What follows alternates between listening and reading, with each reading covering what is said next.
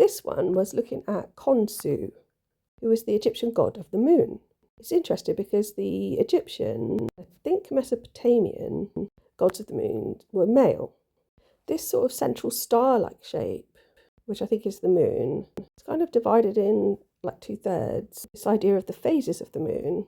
But really funnily, it also happens to look just like a character called Cassandra from Doctor Who ends up just being a piece of skin. That's all that's left of her. And she calls herself the last human.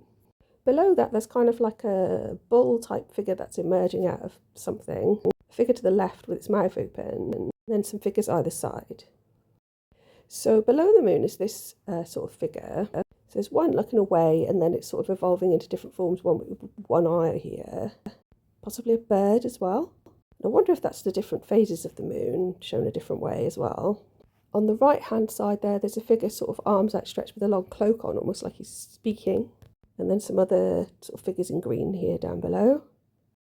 There's this figure over on the left, there's mouth open. Actually could be two figures, one with a red mouth and one with a green sort of mask on. Slightly to the left there, a bit astronaut-like. There's a close-up on that sort of Cassandra type figure. That is the moon. I see like a figure within that, like a stick man. That could be the man in the moon. And then to the right of this sort of purple-headed guy, there's somebody with horns. There's a character here to the right that looks a bit like a vulture, and then there's a crescent moon again. And then there's this figure on the left that's almost like looking away, with a bird on their arm. Almost like he's like, this is nothing to do with me, I didn't do anything wrong.